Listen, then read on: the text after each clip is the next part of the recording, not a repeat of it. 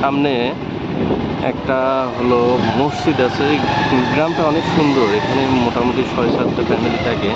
এই যে একটা ছোট মসজিদ, হাতের বাম দিকে যে দেখেন এখানে একটা যে পানের বরস আমরা দেখতে পাচ্ছি। হাতের ডান দিকে একটা আম বাগান। আসলে এখানে আবাদি জমি বলতে ফাঁকা কিছু নেই, শুধু আম বাগান। যে এখানে আমরা হাতের ডান দিকে আরেকটা আম বাগান দেখতে পাচ্ছি। এই আম বাগানও সেম অবস্থা। এখানে আসলে আমের মুকুলের কোনো অভাব ছিল না, কিন্তু আম আটকে নি।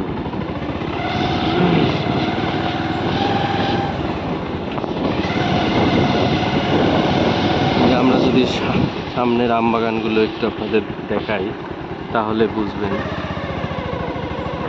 এগুলো একটা আম বাগানে প্রচুর খরচ হয়, প্রচুর স্প্রে করতে হয়।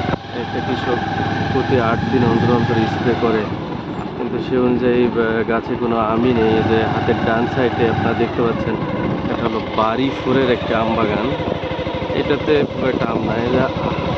আপনারা হাতের বাম দিকে যদি দেখেন, এখানে প্রচুর মুকুল ছিল, প্রচুর মুকুল, কিন্তু সেই অনুসারে যে আপনারা যদি এই গাছটা খেয়াল করেন, এই গাছে সেরকম কোনো আম নাই বললেই চলে। সামনের একটা গাছ দেখবো, এইটা তো একই অবস্থা। আমাদের পিছলডাঙ্গা গ্রামের আসলে ম্যাক্সিমাম আম বাগানগুলোরই এই অবস্থা। এটা সাপার উপজেলার একটি অনেক বড় গ্রাম। আমাদের গ্রামে মোটামুটি 22টা পাড়া রয়েছে, তার মধ্যে এদিকে সবই আম বাগান। আম বাগানগুলো আসলে এরকম আশানুরূপ কোনো আম আমি এবার দেখতে পাচ্ছি না। যে সামনে যে আম বাগানটা দেখতে পাচ্ছেন, এটা মোটামুটি 6-7 বিঘার একটু আম বাগান। আসলে এখানেও সেরকম কোনো, এবার আসলে কৃষকদের খরচ উঠানোই মুশকিল হয়ে যাবে, যেটা দেখতেছি আমরা। সামনে একটি হলো গোরস্থান, এটাকে বলে পীর ফকিরা গোরস্থান, যেখানে আমাদের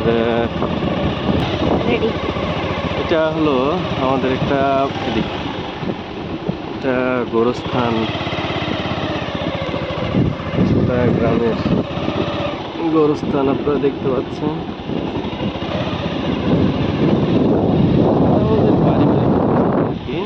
আমাদের পিছলডাঙ্গা 22টা পাড়া, এটা অনেক বড় একটা গোরস্থান। এই যে এখানে দেখো, এই যে হাতের বাম দিকে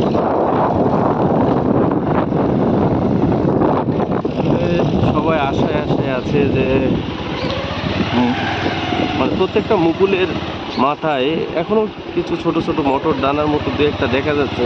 সবাই আশায় স্প্রে দিচ্ছে যে এগুলো যদি বড় হয়, তাহলে আল্লাহ যদি চায় তাহলে হয়তোবা কৃষকের ভাগ্যটা ফিরে যেতে পারে। কিন্তু আপনারা যদি এই রোডে দেখেন, এই রোডে আসলে সুন্দর, মানে এত সুন্দর লাগে আমাদের এই গ্রামের এই রোডটাতে যেতে। দুই সাইডে আম বাগান, হ্যাঁ। আর আমাদের এই রাস্তার কাজ চলতেছে, এখনো ওরকম ক্লিয়ার হয়নি। আমাদের যে এখানে যারা কৃষক আছে, আম চাষি, তাদের বিশেষ করে বর্ষা মৌসুমে আমটা উঠেছে, সেই সময় আমটা সাপার বাজারে নিয়ে যাওয়া আমাদের জন্য খুবই মুশকিল হয়ে যায়। তো এখন রাস্তাটা হয়ে যাওয়ার পরে আসলে আমাদের জন্য এটা খুবই ভালো হবে। এটা ইনশাল্লাহ আম ওঠার আগে হয়তোবা ঢালাইয়ের কাজটা সম্পূর্ণ হয়ে যেতে পারে। উপরে বালু দিয়ে রাখছে, এটা যদি হয় সবার জন্য অনেক ভালো হবে বিষয়টা। দুই সাইডে শুধু বাগান আর বাগান, কিন্তু আশানুরূপ আমের ফলন এবার নেই সাপাহার উপজেলার পিছলডাঙ্গা গ্রামে।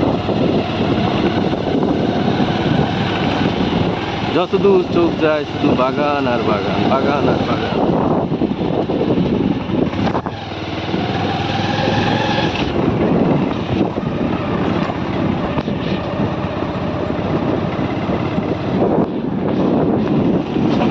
এই যে এখানে মানুষ বাগানে স্প্রে দেওয়ার জন্য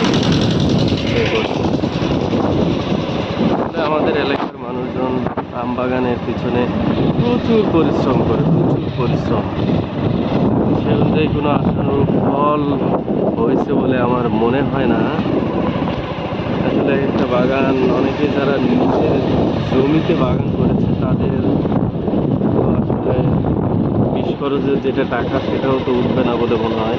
কিন্তু যারা অন্যের জমি লিজ নিয়ে বাগান করে তাদের লিজের টাকা প্লাস বিষের টাকা দিতে আসলে আম চাষিকে হিমশিম খেতে হবে।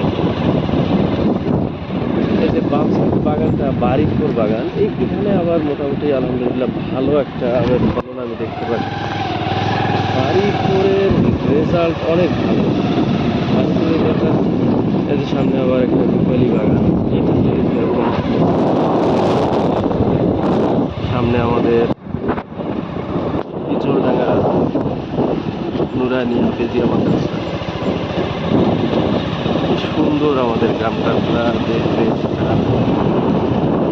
সামনে আমাদের মোড় আছে, ইচড়ডাঙ্গা মোড়।